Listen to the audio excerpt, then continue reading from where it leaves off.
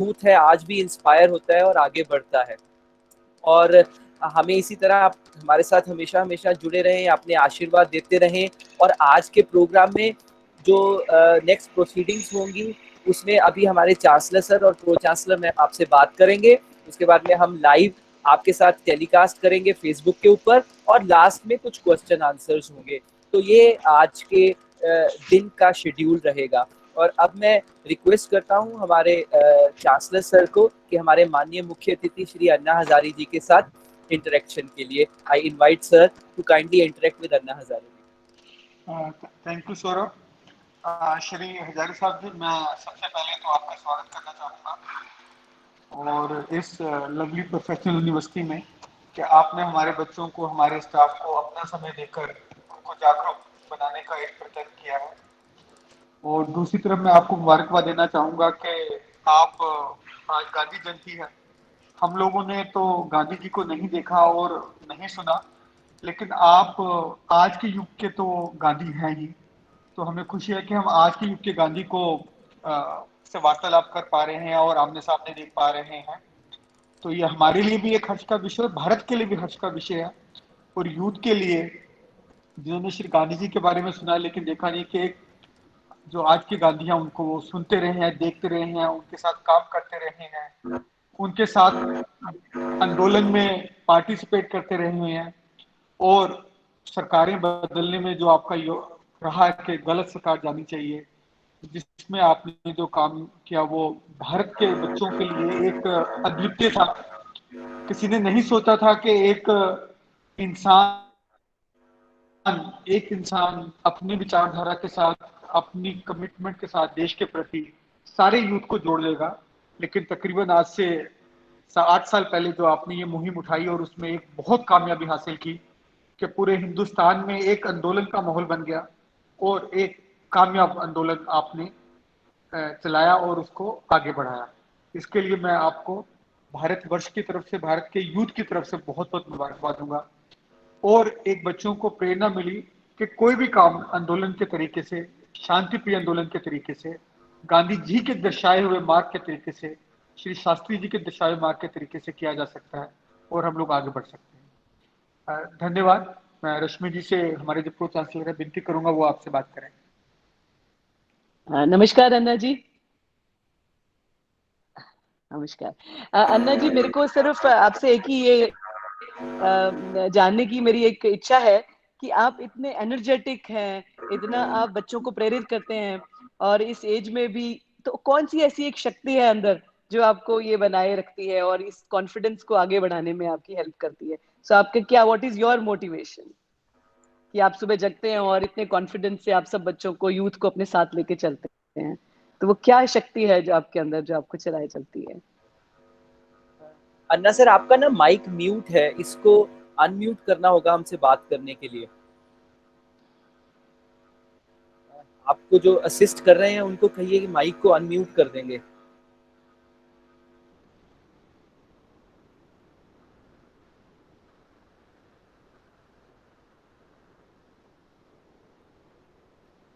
अब आपका mic unmute है और अब हम आपको सुन पाएंगे। हमारे प्रो चांसलर मैम आपसे पूछ रहे थे कि आपकी अपनी मोटिवेशन क्या है जी।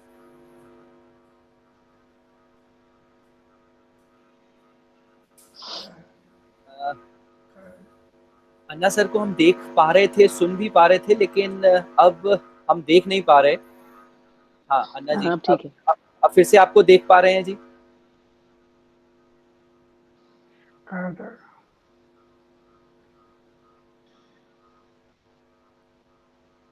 अन्ना जी, आप कुछ कहेंगे तो हम सुन पाएंगे। आपका माइक अब ठीक है।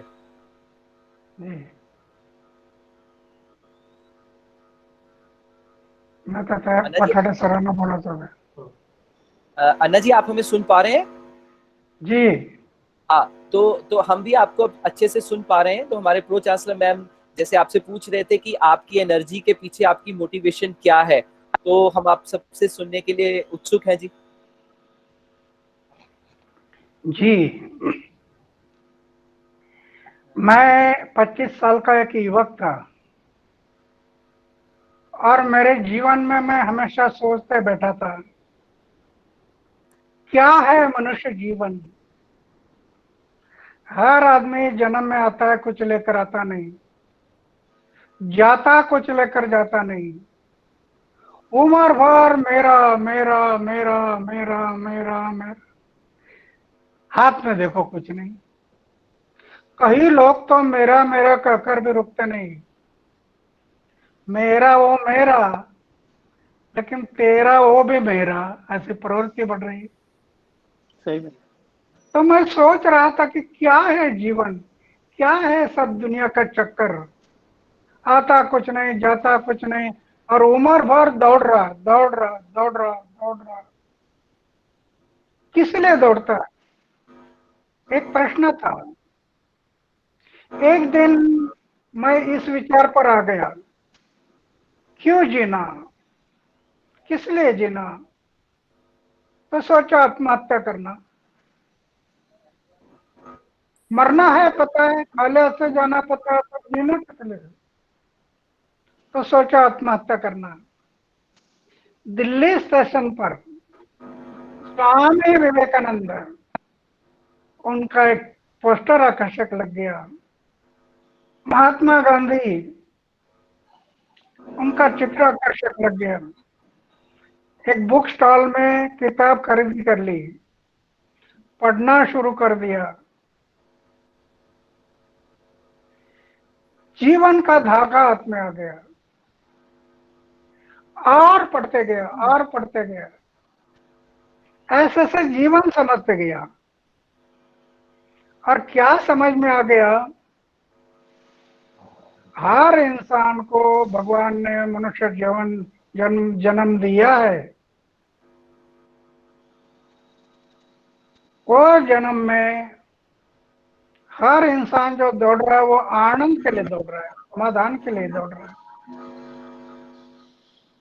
ऐसे समाधान, आनंद, स्थायी आनंद, अखंड, अखंड समाधान बाहर नहीं, वो अपने भीतर से मिलता है।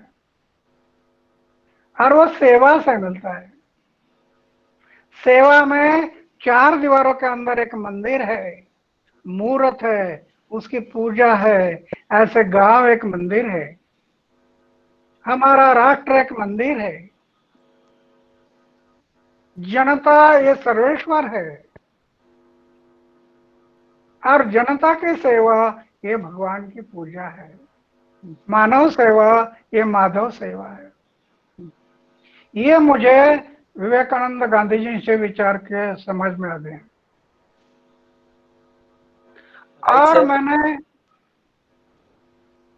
और मैंने 25 साल की उम्र में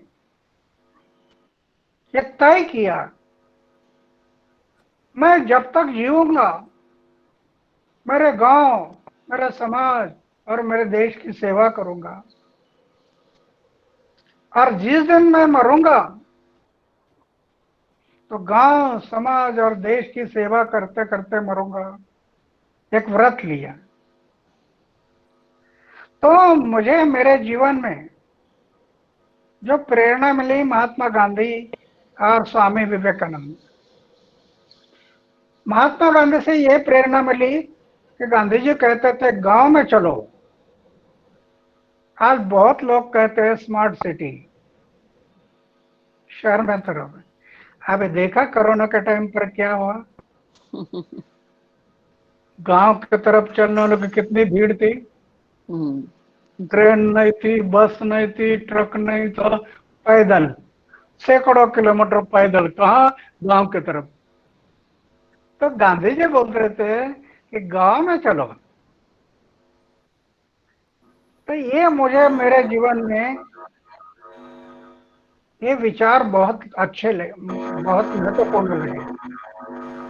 कारण गांधी जी बोलते थे प्रकृति और मानवता का दोहन करके किया विकास ये शाश्वत नहीं, वो कभी न कभी विनाश होगा। शाश्वत विकास करना है तो प्रकृति मानवता का दोहन न करते हुए प्रकृति ने हमें जो देन दी है उसी का सही उपयोग करते हुए व्यक्ति, परिवार, गांव स्वावलंबी कैसे हो। तो ये गांधी जी के विचारों का मेरे ऊपर बहुत प्रभाव पड़ा। और स्वामी विवेकानंद वो कह रहे थे, युवा शक्ति एक राष्ट्र शक्ति है।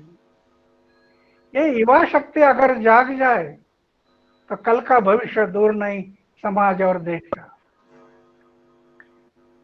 कई देश युवकों ने बनाए हैं, लेकिन ये दोनों बातें युवकों ने जब ऐसे काम करना है तो भाषण से नहीं होगा, सिर्फ शब्दों से नहीं होगा, शब्द के साथ कृति को जोड़ना पड़ेगा। कथनी और करनी। जब हम लोगों को बताते हैं समाज देश के बारे में, तो लोग बताने वाले की तरफ देखते हैं।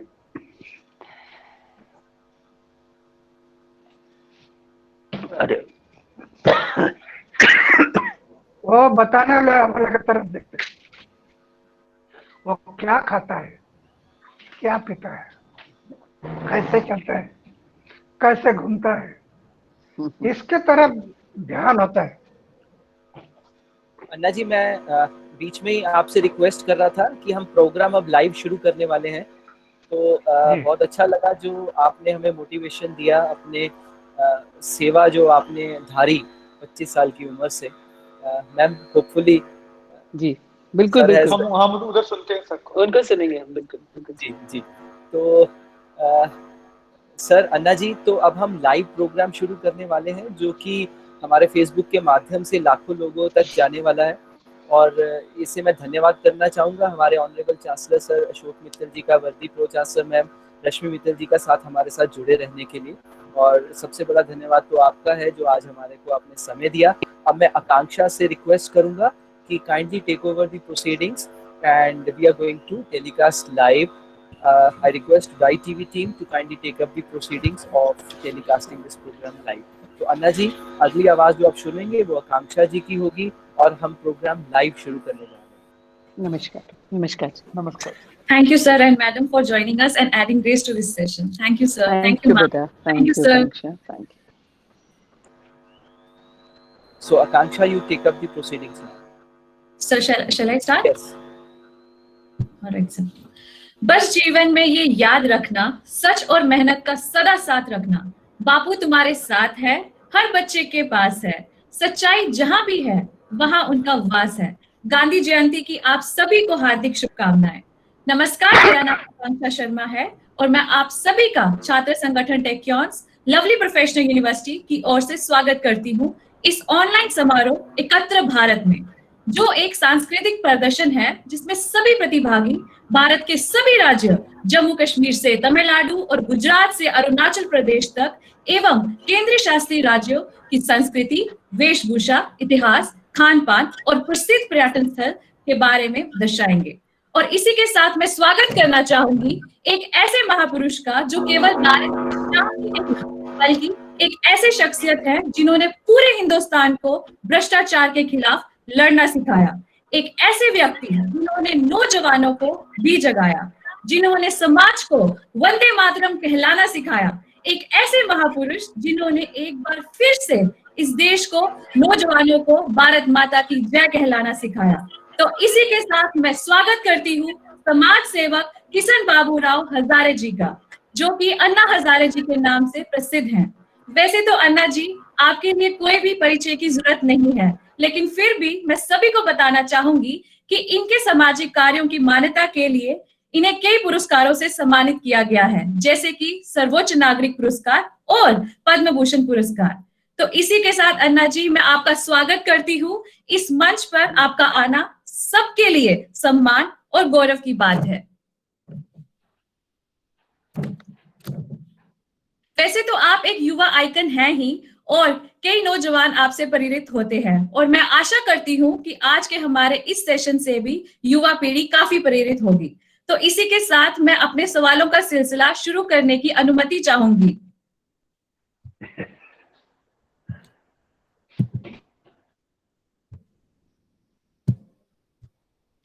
अन्ना जी, पहला प्रश्न आपके लिए ये है कि जैसे कि महात्मा गांधी और स्वामी विवेकानंद आपके हमेशा से प्रेरणा स्रोत रहे हैं और आप इनसे प्रेरित होते आए हैं, तो कृपया आप कुछ सीख हम युवाओं से साझा कीजिए।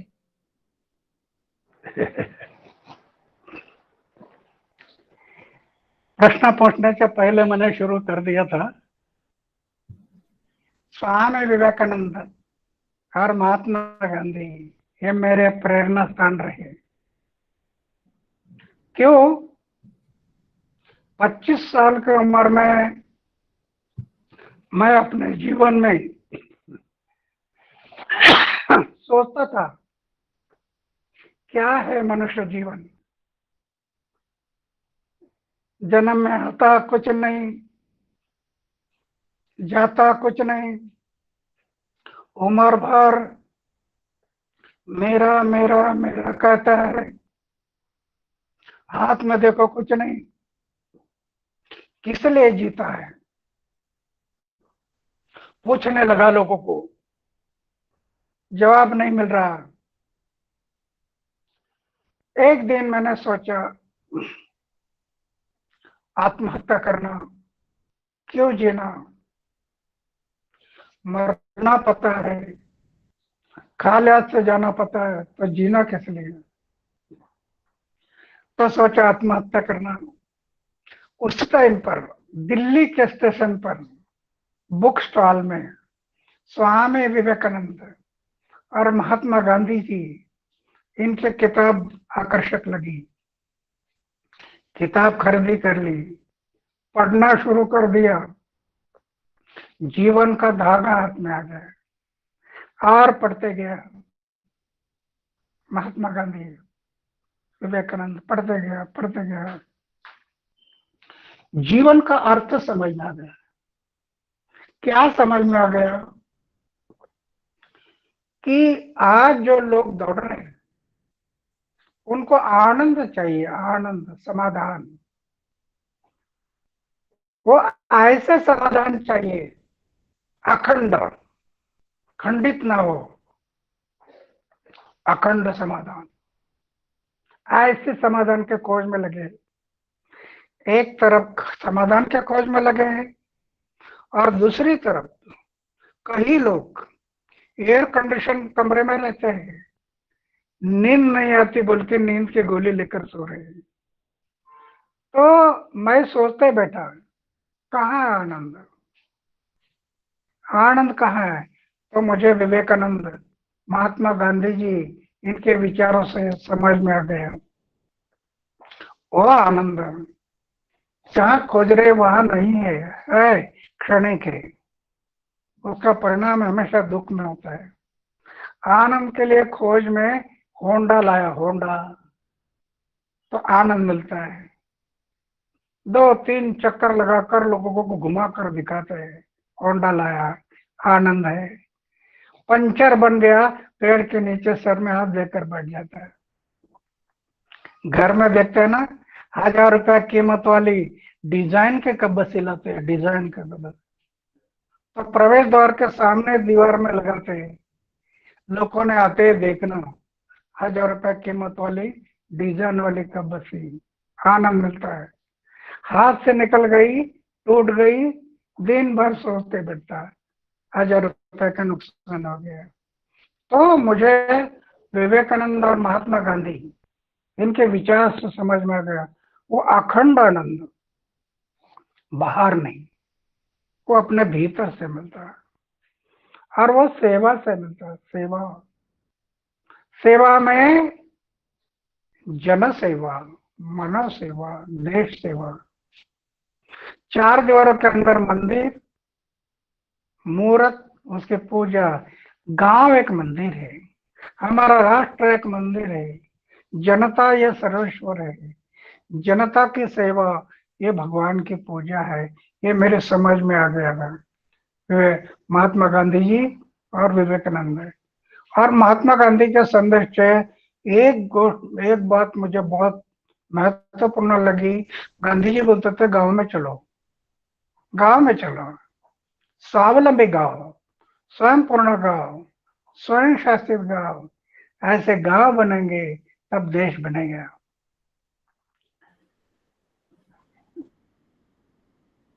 जो बिल्कुल सही। हम जी प्रकृति जी, और मानवता का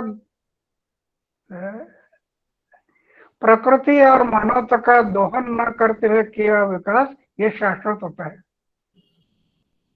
प्रकृति और मानवता का शोषण करके दोहन करके किया विकास, इसमें विनाश होता है।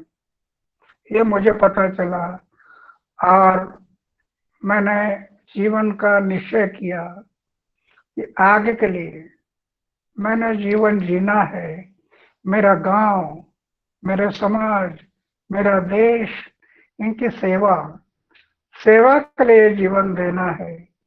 जब तक जीना है, गांव, समाज, देश की सेवा करनी।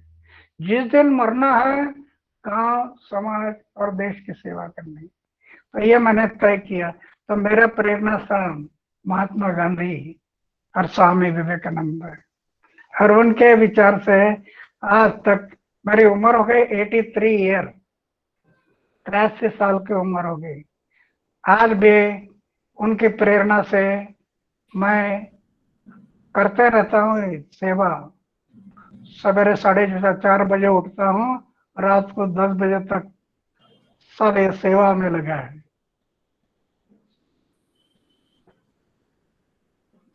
बिल्कुल सही कहा आपने। आज गांधी जयंती का अवसर है और एक सीख जो उनकी मुझे भी काफी अच्छी लगती है कि यदि मनुष्य सीखना चाहे तो उसकी हर भूल उसे कुछ शिक्षा दे सकती है।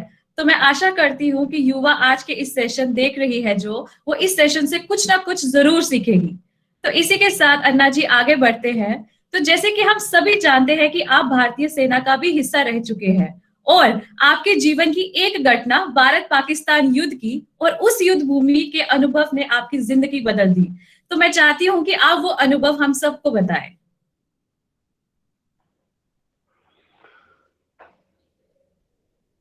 मैं 1963 में देश सेवा के लिए गया।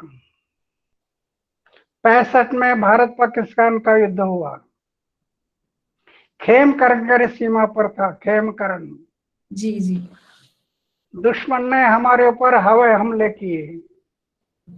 मेरे सब साथी चले गए, शहीद हो गए। मेरे गाड़ी में 25-30 गोलियां लग गई। मुझे कहीं चोट नहीं, यहाँ एक टुकड़ा लग गया। और मैंने देखा, अरे मेरे सब साथी शहीद हो गए। मेरे गाड़ी में इतनी गोलियां लग गई, फिर भी मुझे कुछ नहीं। महात्मा गांधी जी और स्वामी विवेकानंद जी से मुझे प्रेरणा मिली थी सेवा। खेमकरन के सीमा पर मैंने ये दृश्य को देखा कि इतने सब मरते हैं, शहीद होते हैं और मैं जिंदा है। तो मैंने वहां पर तय किया, मैं भी शहीद हुआ हूँ। जो मेरे साथी शहीद हुए हैं उनके साथ मैं भी शहीद हुआ हूँ। अभी है, ये मेरा पुनर्जन्म है। ये नया जन्म मेरा गांव, मेरा समाज और मेरे देश के सेवा के लिए अर्पण। ये सोचकर मैं काम के लिए शुरुआत किया। इसमें दो बातें हैं। गांधी जी बताते थे गांव में चलो, डेवलपमेंट। विवेकानंद जी भी बोलते थे डेवलपमेंट, विकास। विकास और विकास को लगी हुई भ्रष्टाचार की पर्कुलेशन, एक ही सिक्के के दो बाजू है। तो मैंने वो काम शुरू कर दिया। वाकई में बहुत ही भावनात्मक क्षण रहा होगा वो आपके जीवन का और यकीनन ये घटना बहुत ही प्रेरित करने वाली है। तो इसी के साथ अन्ना जी अगले प्रश्न को मैं भी आपसे जानना चाहती हूँ कि समाज सेवा और देश सेवा का ख्याल तो सभी के मन में आता है और बहुत से लोग शुरू भी करते हैं परंतु निरंतर नहीं रह पाते। तो आपको समाज सेवा और देश सेवा करने के लिए प्रेरणा कहाँ से मिलती है? मैंने जो कहा, महात्मा गांधी और विवेकानंद जी। बहुत लोग सेवा करने के लिए निकलते हैं, विरोध हो गया, निंदा हो गई, हाथ का काम छोड़ देता है, बोलता जाने दो, हमें क्या करना। मैं इतना करता हूं, फिर वे लोग गाली देते, फिर वे लोग निंदा करते हैं। तो मेरा कहने का मतलब है कि ये जो सेवा का काम है, विवेकानंद बोलते हैं पहले जीवन का ध्येय निश्चित करो। कई लोग ध्येय बनाते हैं, डॉक्टर बनना, इंजीनियर बनना, वकील बनना, वैज्ञानिक बनना, ऐसे ध्येय बनाते हैं, लेकिन आखिर में तो खाली हाथ से जाना। ये ध्येय बन सकता है जीवन का? ये तो चरितार्थ चलाने का ध्येय है।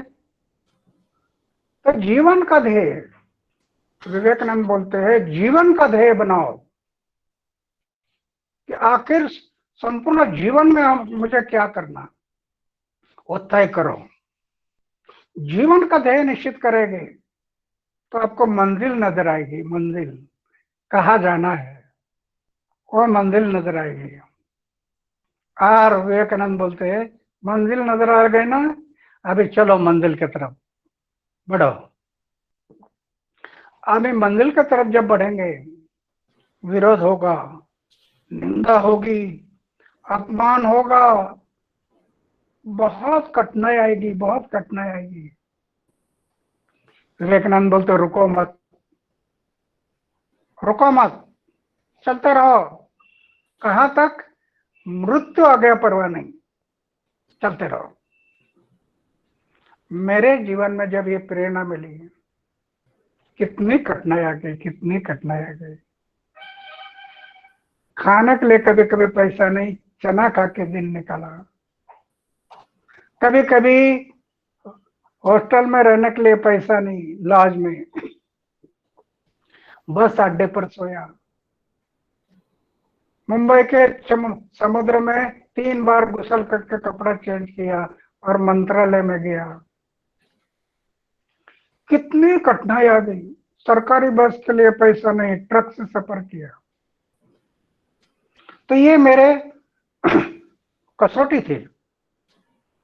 जब जब ये कसौटी आती, जब जब ये सब दिक्कतें आती, तो मुझे मेरे सामने गांधी जी और स्वामी विवेकानंद, रुको मत, चलते रहो। मृत्यु आ गया परवाह नहीं, चलते रहो। मृत्यु की तैयारी रखकर चलते गए, चलते गए। आज एक सामान्य आदमी, जिसके पास धन नहीं, दौलत नहीं, सत्ता नहीं, पैसा नहीं, एक मंदिर में 10 बाय 12 फीट के कमरे में सोने का एक बिस्तर है, खाने का एक प्लेट है, लेकिन देश के लिए कितना बड़ा काम होता है। तो ये इसका कारण है जीवन का ध्येय। स्वामी विवेकानंद, महात्मा गांधी जी, इनके एक ध्येय बना जीवन में, और ध्येय बनाकर समाज और देश को सामने रखते हुए चलते रहा। तो इसके कारण आज एक सामान्य आदमी कुछ कर सकता है। तो इसलिए मैं आज युवक की तरफ बड़े आशा से देखता हूँ, क्योंकि मैं एक युवक था ना, 25 साल का। बिल्कुल। तो मैं युवक की तरफ बड़े आशा से देखता हूँ कि युवा शक्ति हमारी राष्ट्र शक्ति है। वो युवा शक्ति जाग जाए तो कल का भविष्य दूर नहीं। तो मुझे जब यहाँ आज बुलाया, अभी सुनने वाले तो हजारों युवक सुनेंगे, लेकिन मैं ये अपेक्षा करता हूँ, सिर्फ 50 युवकों ने ये तय किया कि मैं भी अन्ना हजारे बनकर देश की और समाज की सेवा करनी, तो मैं समझूंगा कि मेरा यहाँ बात करना सफल हो गया। तो युवा शक्ति एक राष्ट्र, मैं बड़े आशा से देखता हूँ युवक की तरफ। इसलिए आज युवक के साथ आप सबने बुलाया और मैं यहाँ आया है। तो मेरा प्रेरणा था जो विवेकानंद, महात्मा गांधी, इनके विचारों से जीवन का ध्येय बनाया, और आज जीवन का ध्येय बनाकर मृत्यु की तैयारी रख दिया कि जब तक मृत्यु आ जाए परवाह नहीं, लेकिन जाना है मंजिल पर। तो यहाँ तक चलता है। बिल्कुल सही कहा आपने अन्ना जी। जैसे कि आपने अभी कहा, और आप मानते भी हैं कि देश को बदलना है या समाज सेवा के लिए युवा शक्ति को जगाना बहुत जरूरी है। मैं आपको बताना चाहूंगी कि इस छात्र संगठन टेक्योन्स में जितने भी बच्चे या युवा जुड़े हैं, उनका हर पल समाज सेवा करने का ही प्रयास रहा है। और मुझे ये बताते हुए बहुत गर्व हो रहा है कि इस महामारी के चलते हुए भी टेक्योन्स के युवाओं ने फरीदाबाद और अन्य जगहों जाके लोगों में राशन और जरूरत का सामान बांटा। यही नहीं, रक्षाबंधन के पावन अवसर पर अनाथालय में बच्चों को कॉपी, किताब, पेन और अन्य जरूरत की वस्तुएं बांटी। तो आप क्या कहना चाहेंगे टेक्योन्स की इस छोटे से प्रयास के लिए?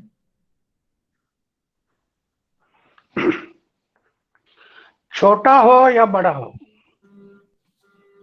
सेवा का अर्थ है निष्काम करना। बिल्कुल।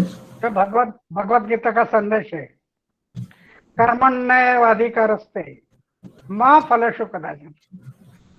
फल की अपेक्षा ना करते हुए किया हुआ कर्म, ये भगवान की पूजा होती है, फिर वो छोटा हो या बड़ा हो। तो ये जो आपने बताया कि एक छोटा सा काम, एक छोटा भले हो, वो सेवा करते करते सेवा में इतना आनंद, इतना ये अपने अनुभव करते हैं ना, तो वही छोटा काम बड़ा बन जाता है और उससे ही देश की सेवा बनाने की प्रेरणा मिलती है। तो छोटा काम हो लेकिन बहुत महत्वपूर्ण है कि सेवा छोटे पैमाने पर और निष्काम भाव से, कर्मण्येवाधिकारस्ते मां फलेषु कदाचन। बस इस प्रकार की सेवा करते जाइए और बड़ी बड़े होते होते देश की सेवा इसमें से निर्माण हो जाए। बिल्कुल, ये प्रयास वाकई में काबिले तारीफ है और सराहनीय है। और मैं आशा करती हूँ कि टेक्योन्स ऐसे ही समाज सेवा करते रहे और आगे बढ़ते रहे। अब अगला प्रश्न की ओर बढ़ते हैं, जो हम सभी जानने के लिए बहुत उत्सुक है कि आपको कहाँ से प्रेरणा मिली भ्रष्टाचार के खिलाफ युद्ध शुरू करने के लिए? इस विचार की शुरुआत कैसे हुई? महात्मा गांधी, विवेकानंद जी, इनकी प्रेरणा से मैं काम में शुरुआत किया और जब ये काम शुरू किया, काम बढ़ने लगा आस्ते आस्ते। लेकिन आगे चलकर एक बात नजर आई कि विकास काम में भ्रष्टाचार का पर्कुलेशन बढ़ रहा। तो मैं सोचते बेटा, कैसे होगा विकास? ये जब तक ये भ्रष्टाचार का पर्कुलेशन नहीं रुकेगा, तब तक गांव, समाज, देश के लिए उज्जवल भविष्य नहीं। तो दोनों काम इस देश के लिए बहुत महत्वपूर्ण है। एक तरफ डेवलपमेंट, और डेवलपमेंट में जो पर्कुलेशन लगा करप्शन का, उसको रोकना। ये मुझे ध्यान में आ गया, नजर में आ गया, और मैंने डेवलपमेंट का काम 1975 में शुरुआत किया। 15 साल के बाद ये नजर आया पर्कुलेशन। तो 1990 में भ्रष्टाचार विरोधी जन आंदोलन एक संस्था स्थापित की और एक संगठन बनाया। महाराष्ट्र में हजारों किलोमीटर में सफर किया। मेरे पास पैसा नहीं, तो मैं कभी मेरा बैंक अकाउंट नहीं रखता। तो जब जब मैं सभा लेता था, झोला रखता था, झोला, और जनता को बताता 5 रुपया 10 रुपया झोला में डालो, और जनता 5 रुपया 10 रुपया झोला में डालती। एक एक सभा में 1500 2000 रुपए जमा होते। उससे मेरे साथ में 8-10 कार्यकर्ते, 2 गाड़ियां, उसका डीजल, पेट्रोल, खाना, सब खर्चा पूरा होता था। ऐसे मैं 10 साल सफर किया, 10 साल। और महाराष्ट्र में 33 डिस्ट्रिक्ट, 252 ब्लॉक में हम संगठन खड़ा किए। 252 ब्लॉक। सरकार का नाक दबाने से मुंह खुल जाएगा। ऐसी स्थिति निर्माण हो गई। इसके कारण 10 कानून बने, सरकार पर दबाव डाल दिया, जनशक्ति का दबाव, आरटीआई कानून बनाओ, बनाने के लिए तैयार नहीं, मुंबई के आजाद मैदान में बैठ गया। तो मेरा कहने का मतलब है कि ये दोनों काम बहुत जरूरी है। ये भ्रष्टाचार का जो आंदोलन शुरू किया वो इसलिए शुरू किया कि डेवलपमेंट और डेवलपमेंट को जो प्रोपोर्शन लगा करप्शन का, दोनों भी एक ही सिक्के के दो बाजू है। जब तक हम दोनों बातें नहीं करेंगे तब तक गांव, समाज, देश के लिए भविष्य नहीं। तो इसलिए मैंने शुरू किया और आज मुझे कहने में खुशी है कि एक फकीर आदमी है, लेकिन आरटीआई जैसे कानून बनने से करप्शन को ब्रेक लगा। महाराष्ट्र में 10 कानून बने, करप्शन को काफी ब्रेक लगा। करप्शन खत्म नहीं हुआ। जैसे दिल्ली का आंदोलन हुआ, देश खड़ा हो गया, और देश खड़ा होने के बाद नवयुवक रास्ते पर उतर गए। भ्रष्टाचार आज भी खत्म नहीं हुआ। इतना बड़ा आंदोलन होने के बाद भ्रष्टाचार खत्म नहीं हुआ, लेकिन हुआ क्या? करोड़ों रुपया खर्चा करके, करोड़ों रुपया, जो लोक शिक्षा और लोक जागृति में सफलता नहीं मिलनी थी, करोड़ रुपया खर्चा कर वो इस आंदोलन से मिली। आज भी लोग रास्ते पर उतर रहे, आंदोलन कर रहे, भ्रष्टाचार के विरोध में लड़ रहे अपने अपने तरीके से। तो ये दोनों बातें बहुत जरूरी है। ये मुझे प्रेरणा मिली है, विकास और पॉपुलेशन दोनों को रोकना। बहुत खूब अन्ना जी, आपके इस विचारधारा के कारण करोड़ों भारतीय आपकी बताए रास्ते पर चलते हैं। ये जो सफर है इसमें कई उतार चढ़ाव आते रहे होंगे। हताश या निराश होना जीवन का ही एक अंश है। तो आपके जीवन में भी कुछ ऐसे पल रहे होंगे। आप कैसे उस समय अपने आप को उत्साहित करते हैं? कृपया कुछ युवाओं के साथ ये साझा कीजिए।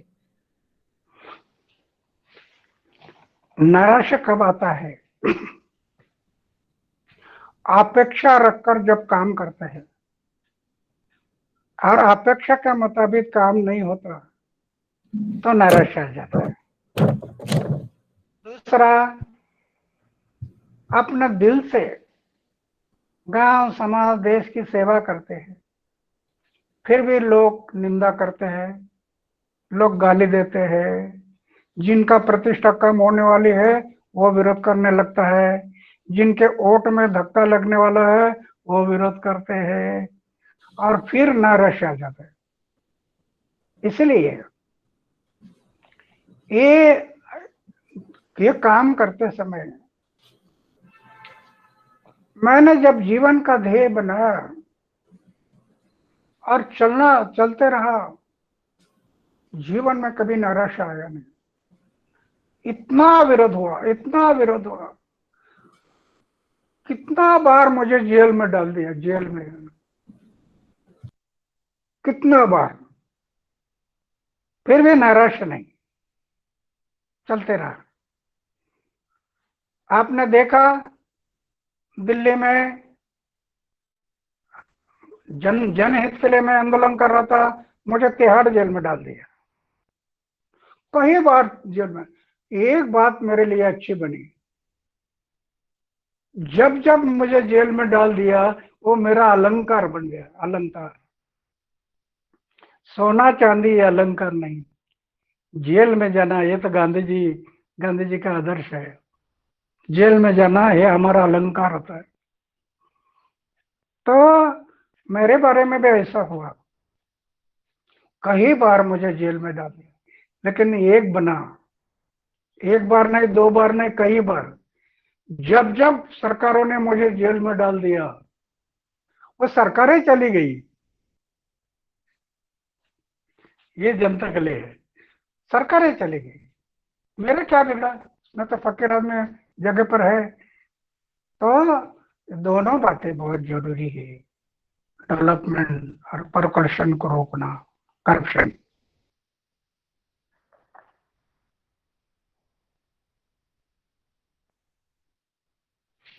बिल्कुल सही कहा आपने अन्ना जी।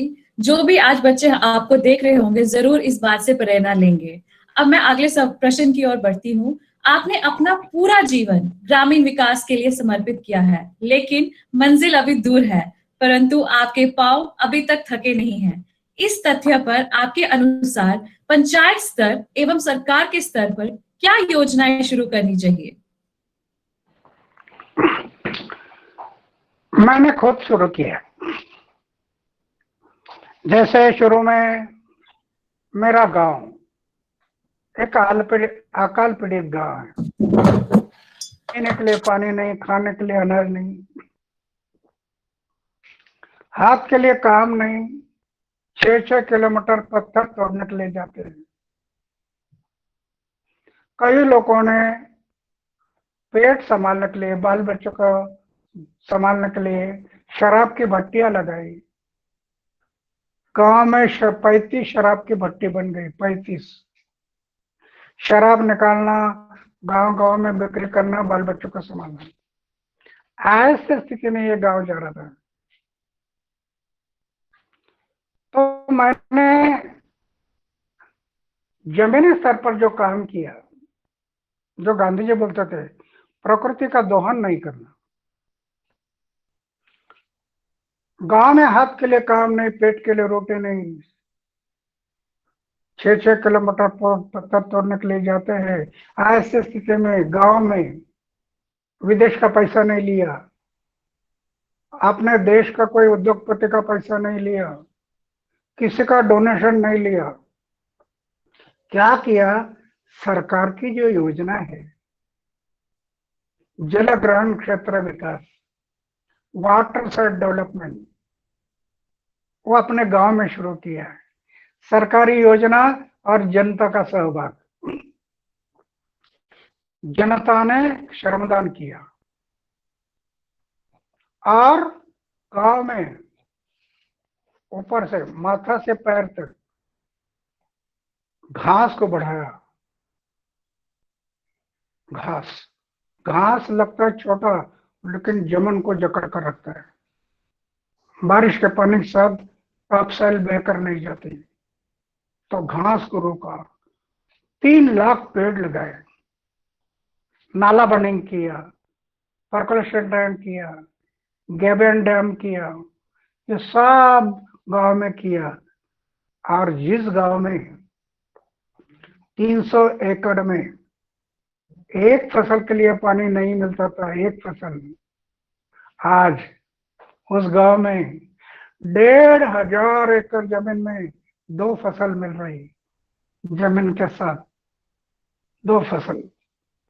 जिस गांव से 400 लीटर दूध बाहर नहीं जाता था, 400 लीटर, आज हर दिन 6000 लीटर दूध बाहर जा रहा है। 6000 लीटर, कई लाख रुपया गांव में आ रहे हैं। तो महात्मा गांधी जी कहते थे, देश की अर्थनीति बदलना है, अगर देश की अर्थनीति बदलना है तो गांव की अर्थनीति बदलनी होगी, और गांव की अर्थनीति बदलना है तो जमीन और पानी का सही प्लानिंग करना, तो गांव की अर्थनीति बदलना है। एक तो दोहन नहीं करना, प्रकृति का दोहन नहीं करना, और प्रकृति ने जो देन दी है उसी का उपयोग करते हुए व्यक्ति, गांव, परिवार स्वावलंबी कर सके। ये दोनों काम गांधी जी के विचार जो बताए उसके आधार पर किया है। तो प्रश्न जो है, तो जमीनी स्तर पर करना है तो वाटर से डेवलपमेंट, वाटर मैनेजमेंट, लेकिन ये क्या काम हुआ नहीं? देश में हुआ है जलग्रहण क्षेत्र का काम, लेकिन उसमें टेक्निकल दोष नहीं रहना, एक। और दूसरा, जो हम पानी को रोका, रिचार्ज किया, पानी बढ़ गया, भूगर्भ में पानी बढ़ गया, फसल बढ़ गई, पैसा बढ़ गया, और साथ साथ दूसरा पानी बढ़ गया, पीने वाला पानी। और ये पानी का पैसा उस पानी में चला गया। हम लोग जो कोशिश किया, 35 शराब की भट्टी थी, 35, आज 18 साल हो गए, 18 साल बीड़ी, सिगरेट, खैनी किसी दुकान में बिक्री के लिए नहीं। ये भी समझना जरूरी है। पानी का पैसा पानी से निर्माण हो गया, लेकिन साथ साथ इस बात को भी संभालना बहुत जरूरी है। तो गांव में 18 साल हो गए। अरे ऐसा तो कोई उदाहरण नहीं है, सिगरेट पिया और पहलवान हो गया। क्यों करते लोग? मुझे बहुत फील होता है। हमारे यहाँ आते कॉलेज के स्टूडेंट पूना से गांव देखने के लिए, और जब जाते हैं तो पूना में एंट्री करने के टाइम पर मैं देखता हूँ पान के दुकान के सामने 8-10 युवक है, खड़े हैं, बातें चल रही है, इस उंगली में सिगरेट है और धुआं निकालते समय ऐसे राउंड निकालते हैं। तो मुझे बहुत फील हो जाता है। अरे जिन युवकों ने देश को बनाना, उन युवकों के उंगली में क्या है? सिगरेट पिया और पहलवान हो गया, ऐसे कोई उदाहरण नहीं। क्यों करते हैं? जीवन पर सोच नहीं। सोच क्या है? खाओ पियो ट्रेन बजी करो, एक दिन निकल जाना है। इससे कारण ये होता है, जीवन पर सोच करना जरूरी है। तो जमीनी स्तर पर ये जो वाटर से development, water management, agriculture development, उसमें से देश की अर्थव्यवस्था, गांव की अर्थव्यवस्था बदलेगी और उसमें से देश सुजलाम सुफलाम बनेगा। बिल्कुल सही कहा आपने। जो काम आपने रेलेगांव सिद्धि में किया वो वाकई में सराहनीय है, और ये कार्य बाकी गांव के लिए भी प्रेरणा स्रोत है। जैसे कि आपने कहा कि महात्मा गांधी कह के अगर देश की अर्थनीति बदलनी है तो गांव की अर्थनीति बदलने पड़ेगी। विकसित भारत का सपना तो सब देख रहे हैं, और यकीनन कुछ वर्षों में हमें ये उपलब्धि भी प्राप्त होगी। तो क्या इसके साथ भारतीय संस्कृति पर भी प्रभाव पड़ेगा? जी, सुनाई दिया।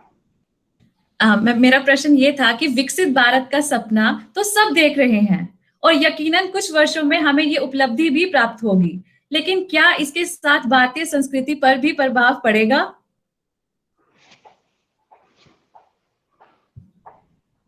हमारी भारतीय संस्कृति बहुत श्रेष्ठ संस्कृति है, लेकिन दुर्भाग्य हमारा ये पश्चिमी संस्कृति का हमारे संस्कृति पर अतिक्रमण हो रहा है। चंगलवादी संस्कृति, भोगवादी संस्कृति, खाना पीना चैन बाजी करके मरना, हमारी संस्कृति हमें ये सिखा रही है। अरे खाना पीना और मरना ये जीवन का उद्देश्य नहीं है। सिर्फ खाया पिया और चला गया तो पशु और हमारे में क्या अंतर है? मानवीय जीवन कोई विशिष्ट जीवन है। भगवान ने आपके प्रति ज्ञान दिया, बुद्धि दी, शक्ति दी। मैं कौन है? मैं आया कहाँ से? मेरा कर्तव्य क्या है? मुझे जाना कहाँ है? तो ये हमारी संस्कृति जो श्रेष्ठ संस्कृति, इसको हमारा संभालना जरूरी है। बिल्कुल सही कहा आपने। अब संस्कृति की तो बात हुई ही है, आज आप हमारे इस मंच पे आए हैं एक ऑनलाइन समारोह एकत्र भारत का उद्घाटन करने, जो कि एक छात्र संगठन टेक्योन्स का एक बहुत ही अद्भुत प्रयास है, जिसमें सभी प्रतियोगी भारत के राज्यों के विशाल संस्कृति को दर्शाएंगे। पश्चिम संस्कृति का प्रभाव भारतीय संस्कृति पर काफी देखा गया है, और भारतीय संस्कृति कहीं खो सी गई है। तो ये एकत्र भारत का प्रयास उस खोई हुई संस्कृति को दोबारा से उजागर करने के लिए है, जिससे सभी बच्चे भारत के विभिन्न राज्यों की संस्कृति के बारे में जान पाएंगे। तो आप क्या कहना चाहेंगे इस छोटे से प्रयास के लिए? बहुत महत्वपूर्ण है। रंग रूप वेश भाषा चाहे अनेक हो, हिंद देश के निवासी हम सब जन एक है। आप जो कार्यक्रम अपना रहे हैं वो मुझे बहुत महत्वपूर्ण लगता है। आप ये देखो ना, हमारी संस्कृति नागालैंड में जाओ अलग संस्कृति, आसाम में जाओ अलग संस्कृति, केरल में जाओ अलग संस्कृति, तमिलनाडु में जाओ अलग।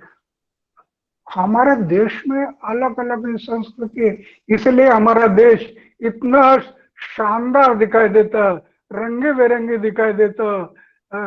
और इसके कारण ये सब जाति पाति धर्म वंश अलग अलग है, लेकिन हमारी संस्कृति ये श्रेष्ठ संस्कृति होने के कारण आजादी के 70 साल हो गए, 70 साल अभी भी एक संघ भारत चल रहा है, एक संघ भारत।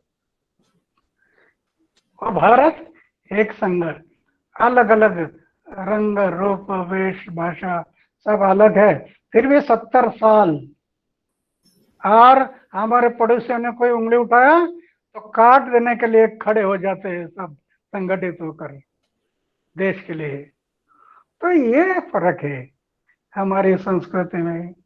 तो ये जो आप प्रोग्राम मना रहे हैं ये बहुत महत्वपूर्ण है।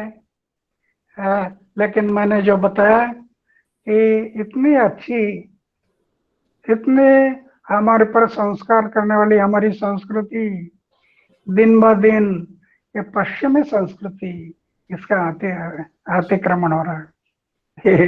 ये अभी ये बोलने की बात नहीं है, लेकिन टीवी पर देख रहे हैं कि पश्चिमी संस्कृति पर क्या असर होता है कि युवा शक्ति ही बर्बाद हो जाएगी पश्चिमी संस्कृति से। पश्चिमी संस्कृति में थोड़ी देर के लिए आनंद है, लेकिन जीवन की बर्बादी है। हमारी संस्कृति ये सिखाती है सिर्फ खाना पीना और मरना के लिए जीवन नहीं, मानवीय जीवन भगवान ने दिया है।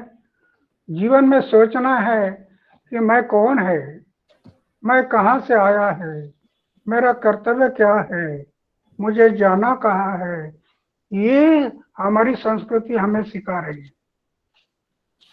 तो आप जो काम ये कर रहे हैं और यहाँ जो संस्कृति के बारे में जो प्रोग्राम रखा है, मेरे पास शब्द नहीं है उसके लिए, तारीफ करने के लिए कोई शब्द नहीं है। लेकिन मैं इतना कहूँगा कि आप जो कर रहे हैं ये देश के लिए, ये कार्यक्रम जो कर रहे हैं ना, तो ये देश के लिए बहुत महत्वपूर्ण कार्यक्रम है। मेरा दुर्भाग्य कि मैं देख नहीं रहा आपका वो कार्यक्रम, ये मेरा दुर्भाग्य है। लेकिन मैं इस कार्यक्रम के लिए शुभकामना देता हूँ। धन्यवाद, धन्यवाद अन्ना जी।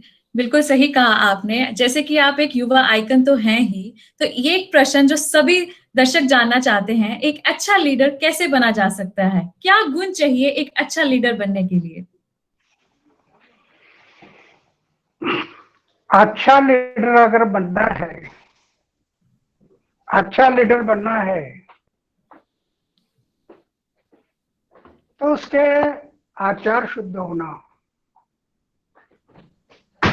विचार शुद्ध होना, विचार भी शुद्ध होना, जीवन निष्कलंक होना, निष्कलंक, जीवन में कोई दाग नहीं होना बुराई का। अगर बुराई का दाग लग गया ना तो एयर कंडीशन में भी नींद की गोली लेकर सोना पड़ता है। आज बहुत से लीडर्स होते हैं एयर कंडीशन में भी नींद की गोली लेकर सो रहे हैं कि जीवन में लगे हुए दाग बेचैन करते हैं। तो आचार शुद्ध हो, विचार शुद्ध हो, जीवन निष्कलंक हो, जीवन में थोड़ा त्याग हो, त्याग, त्याग। ये सब आज देखा गांधी जयंती है, गांधी जी की जयंती हम मना रहे, उनके जीवन से हमें क्या सीख मिलती है? त्याग। बदलना है गांव को, बदलना है समाज को, बदलना है देश को, तो थोड़ा त्याग करना पड़ेगा। ये गांधी जी का जीवन कितना त्याग। और हमारी ये भारत की भूमि, भारत की भूमि हमेशा ऋषि मुनि से कहते आई, ऋषि मुनि 1000 साल ऋषि मुनि से कहते आई हमें ये भूमि, कि आपको इस देश का उत्थान करना है, गांव का उत्थान करना है, तो त्याग करना पड़ेगा। आप खेती में देखते हैं ना, खेती में जवार, बाजरा, मक्का, दाना से भरा हुआ भुट्टा नजर आता है खेती में, दाना से भरा हुआ भुट्टा खेती में नजर आता है। कब नजर आता है? पहले एक दाना त्याग करता है, एक दाना अपने आप को जमीन में मिटा लेता है, त्याग, तब वो भुट्टा नजर आता है। रालेगंज सिटी में मैंने सोचा एक दाना बनना, 14 साल में 13 लाख लोग आ गए। 4 लोगों ने पीएचडी किया, 2 पीएचडी कर रहे हैं, और लोगों को प्रेरणा मिल रही है। तो मेरा कहने का मतलब है, लीडरशिप में एक गुण होना बहुत जरूरी है। आचार शुद्ध हो, विचार शुद्ध हो, जीवन निष्कलंक हो, जीवन में त्याग हो, और अपमान पीने की शक्ति हो। लोग निंदा करेंगे, लोग विरोध करेंगे, लोग बदनामी करेंगे, किसी ना किसी की वोट को धक्का लगने वाला है तो विरोध करेगा, किसी न किसी की प्रतिष्ठा कम होने वाली है वो विरोध करेगा। ऐसे समय पर अपमान को पियो। देखो, मैं 35 साल से पी रहा हूं, विरोध होता ना, जवाब देना है वो शब्दों से मत दो। शब्दों से जवाब देने से झगड़े बन जाएंगे, मार पिटाई हो जाएगी। जवाब देना ना, कृत्य से दे दो, कथनी से नहीं। कथनी से जवाब नहीं देना, कृति करने से। सामने वाला कुछ नहीं कर सकता। मैं अपने जीवन में जब कृति से जवाब देते रहे, तो लीडरशिप में एक गुण होना जरूरी है। चाहे वो परिवार का लीडर हो, चाहे गांव का लीडर हो, चाहे समाज का लीडर हो, चाहे देश का लीडर हो। आचार शुद्ध हो, विचार शुद्ध हो, जीवन निष्कलंक हो, जीवन में त्याग हो, और अपमान पीने की शक्ति हो। हमारे में कहावत है, बारिश के दिन में बाढ़ आता है, बाढ़, नदी में बाढ़ का पानी आता है, ऊंचे ऊंचे पेड़ होते हैं, बाढ़ का पानी आने से ये पेड़ झुकते नहीं, बाढ़ के साथ बहकर चले जाते हैं। नदी का किनारे पर घास होता है, घास, बाढ़ का पानी आ गया तो घास झुक जाता है, बाढ़ निकल गई फिर से खड़ा हो जाता है। तो लीडरशिप में ये गुण होना चाहिए, नम्रता, लीनता, अपमान पीना, ये सब गुण होना चाहिए लीडरशिप में। तब उसके शब्दों में वेट आएगा और समाज में प्रभाव पड़ेगा। बिल्कुल सही कहा आपने अन्ना जी। अन्ना जी, तो इससे पहले हम इस सेशन की अंत की ओर बढ़े, आपने बहुत से स्कूल यूनिवर्सिटीज में जाके युवाओं को जगाया है, तो आप आज जाते जाते हमारी यूनिवर्सिटी के छात्रों को क्या संदेश देना चाहेंगे?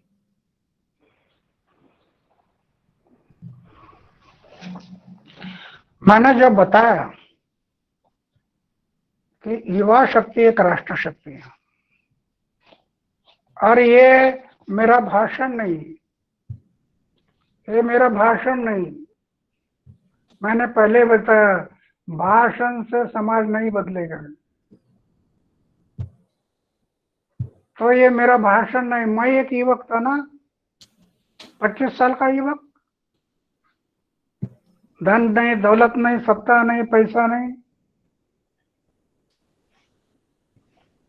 ऐसी स्थिति में ये दोनों काम, डेवलपमेंट,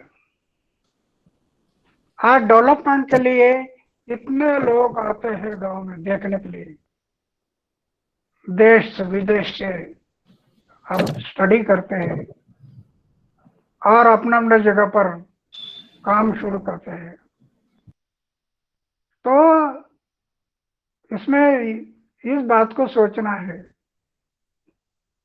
युवक ने अपने आचार को, मैंने जो बताया 5 बातें, आचार शुद्ध लीडरशिप के लिए, आचार शुद्ध, विचार शुद्ध, जीवन निष्कलंक, जीवन में त्याग, अपमान पीने की शक्ति और सत्य का मार्ग छोड़ना नहीं,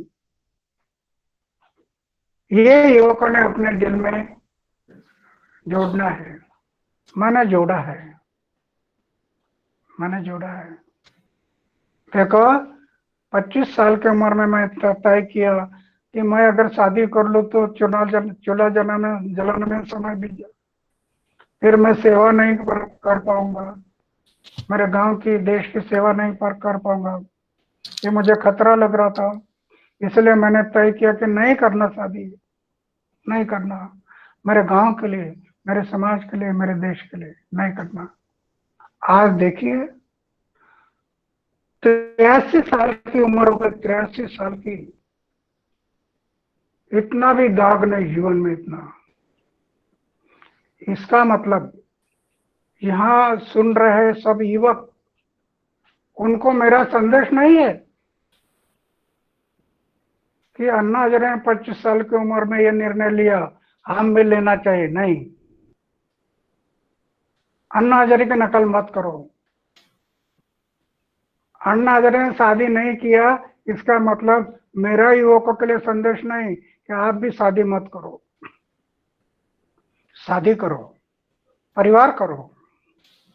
अन्ना हजारे ने सिर्फ शादी नहीं किया, लेकिन परिवार छोटा नहीं, छोटा परिवार करना था 4 दीवारों के अंदर, और छोटा ना करते हुए बड़ा बना दिया।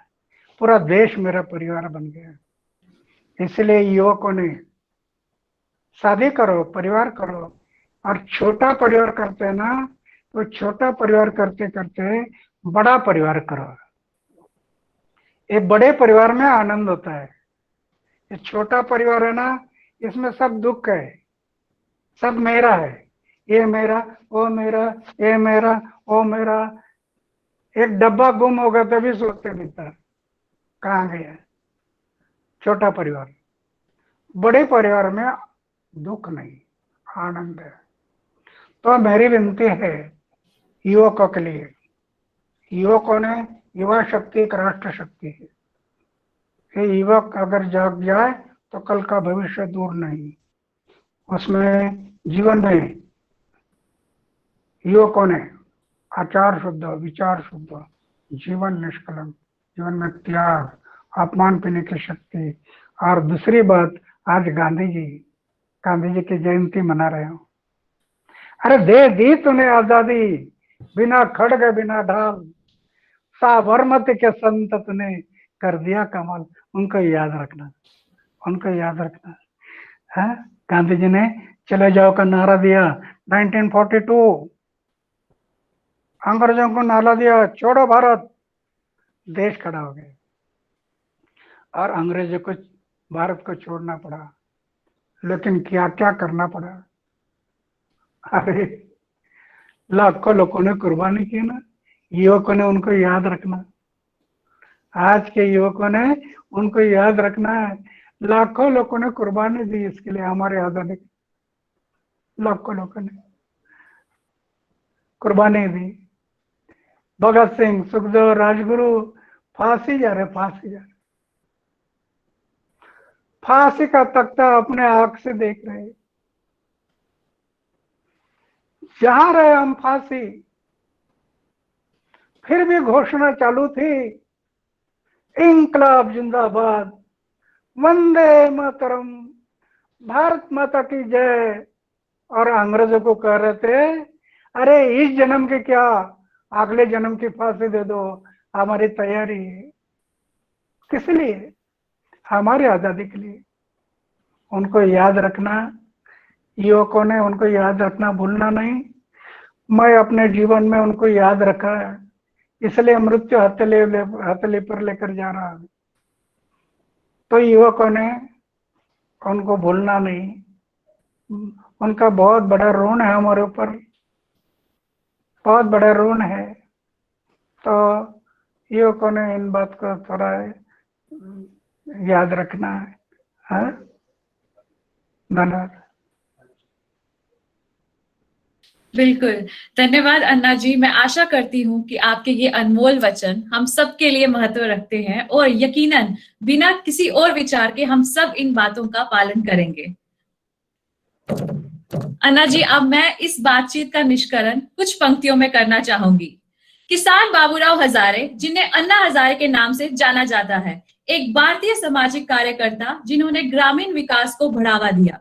महात्मा गांधी, स्वामी विवेकानंद और विनोबा भावे के विचारों से ये इतने मुतासिर हुए कि इन्होंने ठान लिया कि अब जो भी है इस देश के लिए है। अपने गांव से इन्होंने नए काम की शुरुआत की, चाहे वो नशा मुक्ति हो या किसान की समस्या। यकीनन इन्होंने रेलेगांव सिद्धि की जिंदगी बदल के रख दी और भ्रष्टाचार के खिलाफ आंदोलन ने भारत का चेहरा ही बदल के रख दिया और करोड़ों भारतीयों ने उस आंदोलन का समर्थन किया। लवली प्रोफेशनल यूनिवर्सिटी के मंच पर इन्होंने आज जीवन के अनुभव के बारे में बताया और इस राष्ट्र के युवाओं से कहा कि वह भी अपने जीवन में इन सब बातों का पालन करें। उन्हें आशा है कि युवा अगर अपने जीवन में इन सिद्धांतों का पालन करे तो देश के निर्माण में बहुत कारागार होगा।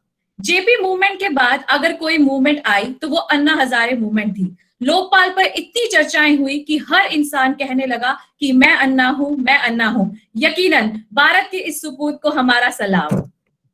तो इसी के साथ अन्ना जी, मैं इस सेशन को यही समाप्त करती हूँ। मैं आशा करती हूँ कि आज जो भी आपने हमारे साथ इस सेशन में बातें बताई, युवा पीढ़ी उसको ध्यान में रखेगी। आप यहाँ इस मंच पर आए और आपने अपना कीमती समय हम सबको दिया, उसके लिए मैं आपका छात्र संगठन टेक्योन्स और लवली प्रोफेशनल यूनिवर्सिटी की ओर से धन्यवाद करती हूँ।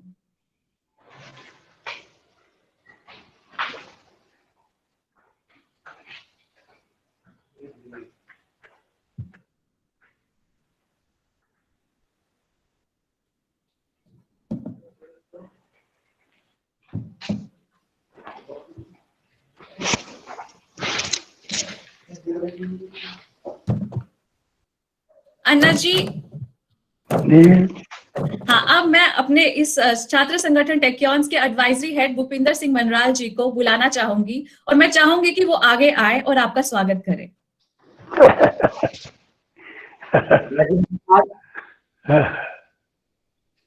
अन्ना जी, आप सुन पा रहे हैं मेरे को? जी जी जी। अन्ना जी, वैसे तो सारी वार्तालाप हो ही चुकी है आपके साथ सारी बातें सब कुछ हो ही चुका है और हमें बहुत अच्छा लगा आप हमारे साथ आए, हमको वक्त दिया और हमारे इस जो इवेंट, ऑनलाइन इवेंट हो रहा है, आयोजन हो रहा है, आप उसमें आए और यकीनन हम जितने भी युवा हैं, हमें आपसे बहुत कुछ सीखने की जरूरत है और आज आप आए, आपने बहुत सारी चीजें बताई हमें। यकीनन हम उसे अपनी जिंदगी में जरूर उसको लागू करने का प्रयास करेंगे और इसी के साथ मैं चाहूंगा कि हमारी ऑर्गेनाइजेशन के सीईओ रजत सिंह राणा अगर वो आए और आपके लिए बस 2 शब्द कहें, फिर उसके साथ हम आपको विदा कर सके और हम ये अपना इवेंट समाप्त कर सके। नमस्कार अन्ना जी। नमस्कार।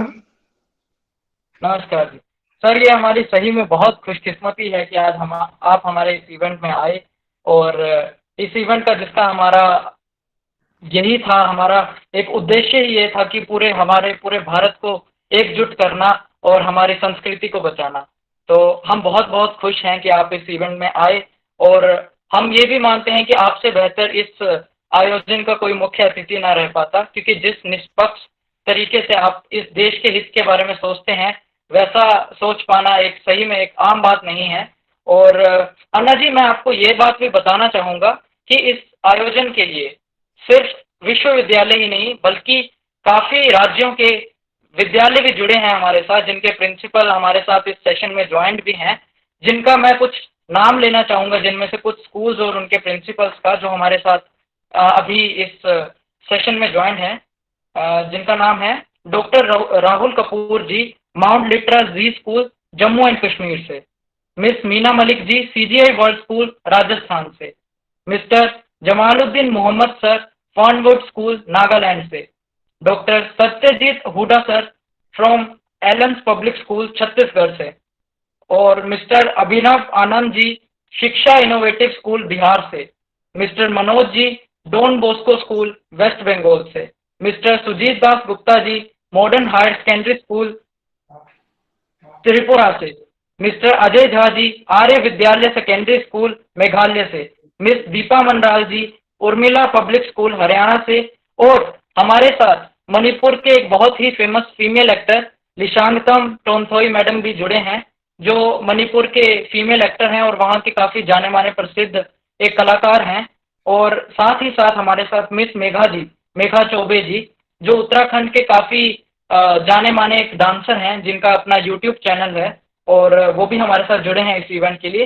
तो हम आपका सर हम आपका बहुत बहुत धन्यवाद करते हैं हमारे साथ इस इवेंट में जुड़ने के लिए, और हमारे इस आयोजन का एक आपने इसका उद्घाटन किया हमारे लिए। बहुत बहुत शुक्रिया सर, और हम बहुत बहुत आभारी हैं आपके। हम अपना आभार प्रकट करते हैं। एक बात याद रखना, युवा कभी बूढ़ा नहीं होता, युवा युवा ही रहता है। जी सर। मेरा 83 साल की उम्र हो गई, मैं आज भी युवक है। बिल्कुल सर। सवेरे 4:30 बजे उठता हूँ, 2-2.5 किलोमीटर वॉकिंग करता हूँ 83 साल की उम्र में, 1 घंटा प्राणायाम योगा करता हूँ। तो युवक युवक ही रहना, शरीर बड़े बूढ़ा हो जाए, मन कभी बूढ़ा नहीं होना युवकों का। धन्यवाद। बिल्कुल सर, बिल्कुल सर, बिल्कुल सर। और मैं जरूर कहना चाहूंगा कि ये हमारे खुद के टीम के भी काफी लोग हैं जो ये सेम चीज, ये जो आपने कही वो करते हैं। सुबह जल्दी उठना, प्राणायाम करना, वॉक पर जाना, ये सही में ये बहुत अच्छी एक चीज है जिससे हम अपना हेल्थ को ज्यादा अच्छे से अच्छा रख पाएंगे। और जैसे कि हम जानते हैं कि आपने जैसे कहा कि आप 83 साल के हैं, पर आज भी आप में वही जोश है। तो ये शायद इसी का एक यही एक रीजन है कि आप जो सुबह उठते हैं, हर दिन प्राणायाम करते हैं, वॉक पर जाते हैं। तो ये सर, ये जरूर ये रहना चाहिए हर किसी में, एक पूरी जिंदगी अपने आप को वैसा ही फिट रखना जैसा आप छोटी उम्र में थे, वैसा ही आप ओल्ड एज में रहें। जी सर। धन्यवाद। Okay sir, thank you sir, बहुत बहुत धन्यवाद सर हमारे साथ जुड़ने के लिए। ओके धन्यवाद। शुक्रिया। भारत माता की जय। जय।